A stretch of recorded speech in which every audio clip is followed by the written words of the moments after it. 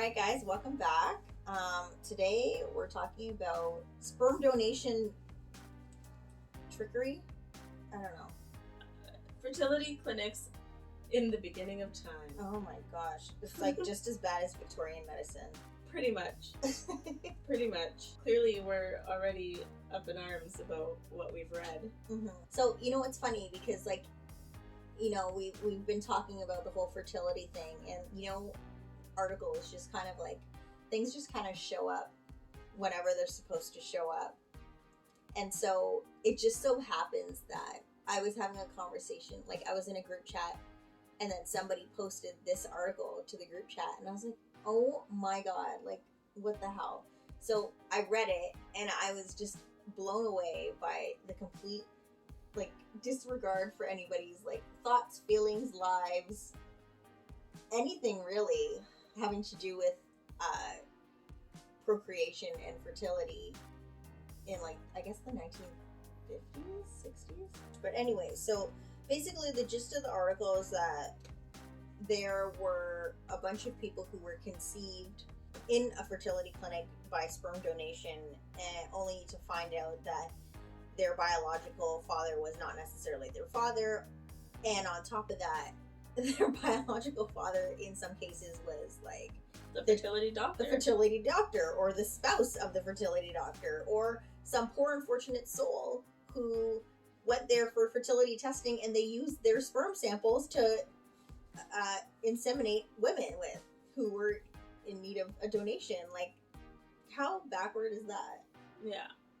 So I guess at first I was even more no, what? Because they didn't immediately put the dates in the article.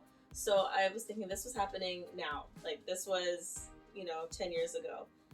And then reading upon further inspection, reading further into the article, and then you see, it's the 40s, 50s, 60s. Late 60s. Okay, so late 60s. Late 60s. Then you kind of realize, well, people didn't talk about fertility back then. It wasn't a thing. Yeah. They were, whoever it was just so desperate to get pregnant at the time. They didn't really ask too many questions. It was no questions asked. Mm. And then I related it, I was telling Simone, it's remember, well, I don't even know if I sent it to you or if it was just something that I saw on TLC, probably TLC, where they were adopting kids out the back door of abortion clinics. Yeah. Around the same time. Right? So at that time, they were just doing a lot of sketchy stuff. Yeah. When it came to babies and fertility. Mm-hmm. Yeah, so that's right. That's crazy. Well, I just think about the children who later are adults who, the one lady in the article, she came to this realization because there was a dispute with her father's will after her father, who she thought was her father, passed away, and there was a dispute with the will. And then her mom was finally I have to tell you something, he's not your biological father. We had to use a sperm donor because he had had a vasectomy years before. Couldn't reverse it, so we went to use a donor. And then so she went on this wild goose chase for 40 years trying to figure out who her father was. Biological father was. And then she happens upon this 80-year-old guy who had ended up being the guy who didn't even give a donation, who his sample was used for that purpose without his knowledge. When he went in for testing. He went in for fertility testing and finds out at 80 years old, finds out that he has a daughter. Yeah. So crazy.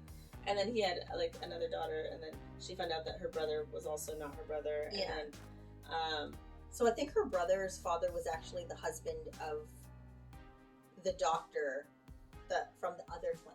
Oh, yeah, because so it was... they had gone to another clinic for her brother before they had her. Down the street. And that... It was a street. So that doctor used her husband's sperm to father roughly about 600 children. Mm-hmm.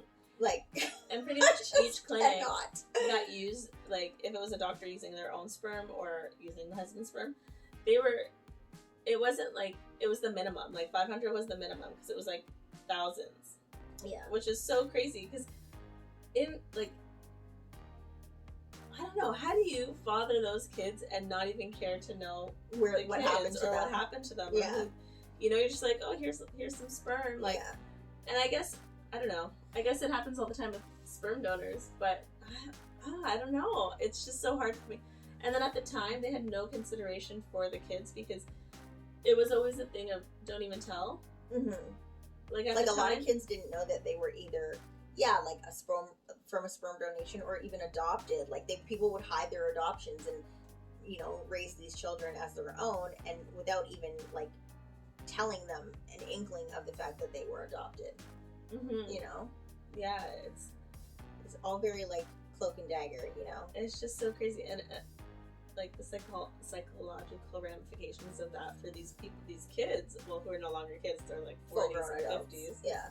And then they find out that, hey, you were a sperm donor, but also from this, like, you have 500 siblings. Right. Who you may or may not have come across, because granted, I am sure that all the people who received donations from that clinic probably grew up in that area. Yeah. And they must have crossed paths at some point. Yeah. You know what I mean? Because I don't even think it was a major city, but then at the same time, when you think about it, in the 60s, a major city wasn't that many people. Wasn't a major city now. Yeah. Yeah. Yeah, it's just like, and then, you know, where my mind goes, I'm just like, imagine like you meet someone and then you realize later on that you're actually like brother and sister. Yeah. And you've made a life together, and only to find out that you're like related and you have children, and you know, like, and in your mind you were thinking my only brother, my only sibling is whoever you were taught that they are, you know what I mean? Like, there's no way you could have avoided that. Or if you ended up with the special needs kids because of it, and you're wondering how yeah, like how genetically are we so similar, and then it's like, oh, it's your brother. Yeah, isn't that crazy? And then what if they got like, you know how there's certain states that have like, well, I think everywhere it's against the law to like... It is against the law to have an incestuous relationship, yeah. Right? So then would people, like, what if they were in a state where they're just like so backwards? You know, there's a lot of states that are still like that. And they were like, nope, you guys... You want in jail. Yeah, you know what I mean? Like, what? That's just so crazy. Yeah. Like, they did not care for the well-being of these children at all. Yeah. And then I was telling Simone that, like, obviously me going through my fertility stuff, I was researching some stuff on my own for myself. And then as I'm doing that, all I can think of was this article, and like, shoot, like, what if they use my boyfriend's sperm, or what if what if at the end of the day when I go and I, like, if I was to do IVF and they use someone else's sperm, yeah, instead of my boyfriend's sperm, and then now I've had a kid with someone, unbeknownst or they to like me, inseminate the wrong person. I mean, you've seen Jane the Virgin. Yeah, like we would never know, you know? Yeah. We would literally never know. Mm-hmm. Yeah, it's a scary thought. And we would be under the impression that, yes, this is like your biological child because that was our intention going in. Yeah. Yeah. Obviously, for these people, they knew that they were getting donors, but anything's possible in life, right? So it's just so... It's scary, and then you're like, oh my god, is this my only option? One more thing to stress about. Obviously, it's more regulated now, but who's to say? I feel like there's been stories in recent times of things of this nature happening. Like, it's not completely removed from... But that's what I'm saying. Yeah, who's to say when you're like the lab tech, and you're sitting in the lab, and you're just like, I don't care. What a bad day I had today. Or maybe like you're in the middle of like pipetting like some like sample, and somebody goes, "Oh, Dr. Brown Bear," and you're like, "Yes," and then like next you know, it's like the wrong person. Like, I don't know. There's it could happen. It's just so crazy. There's just too many what ifs. Yeah. Yeah. And it's definitely scary. Mm-hmm. I hope people have a little bit more of a conscience nowadays, but people don't, really. I mean, yeah, because humans are trash. Yeah. Sorry. And on that note... What do you guys think about all this? Are you surprised by this kind of information? Are you shocked, appalled? Do you care? Let us know in the comments. Do you have a story? Yes, that would be even better if you had a story. Well, not really, because then it would be really...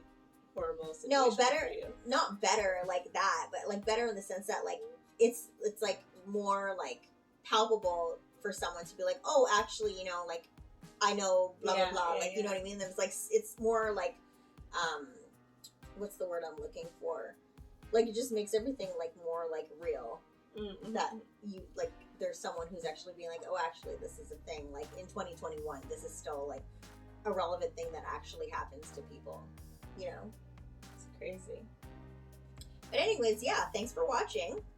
Bye. Bye.